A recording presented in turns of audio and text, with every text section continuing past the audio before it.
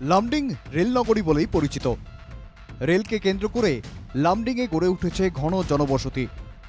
দীর্ঘকালের অবহেলায় রেলের এলাকায় রাস্তাঘাটের বেহাল দশা। এক পশলা বৃষ্টিতেই এসব রাস্তা চলাচলের উপযোগী থাকে না। মানুষের এই দুর্দশাতেও নির্বিকার রেল দপ্তর। রেল কর্তৃপক্ষের অবহেলার জেরে দুর্ভোগ পোহাতে হচ্ছে রেল শহরের মানুষকে। অভিযোগ উঠেছে নির্মাণের কাজে দুর্নীতির জেরেই রাস্তার এই বেহাল দশা। লামডিংয়ে রেলের এলাকার বিভিন্ন রাস্তার বাস্তব চেহারা দেখুন। শহরের প্রতিটি এলাকার রাস্তার অবস্থা ভয়াবহ। বিভিন্ন রেল কলোনিতে যেসব ৰাস্তা রয়েছে সেসব ব্যৱহারের অযোগ্য হয়ে পড়েছে।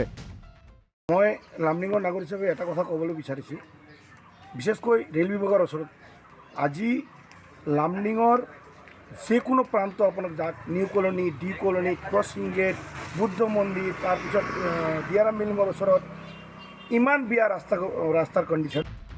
এক পশলা বৃষ্টিতেই রাস্তায় জল জমা হচ্ছে, ফলে মানুষের চলাফেরায় সমস্যা হয়।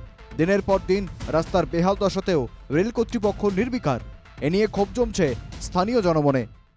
রেল বিভাগ কি দেখছে, ওরাও যাচ্ছে দিক দিয়ে, তারপর দেখি জলে একটু বৃষ্টি হলে পুরো জল হয়ে যায়, আমাদের গাড়িটা নিয়ে যেতে অসুবিধা হয়। স্কুলের গাড়ি নিয়ে যাওয়া পুরো ভরে যায়, স্কুল স্টুডেন্ট ভিজে যায়। এগুলো রাস্তাঘাট ঠিক করে না, রেল বিভাগ কি এগুলো দেখছে না? ওরা দেখেও চোখ বুঝে আছে কেন কি জানি, লামডিঙে কেউ কিছু বলছে না। ভাঙাচোরা রাস্তার জন্য দুর্ভোগ চরমে উঠেছে। হাসপাতালে রোগী নিয়ে যাওয়াও গুরুতর সমস্যা হয়ে দাঁড়িয়েছে।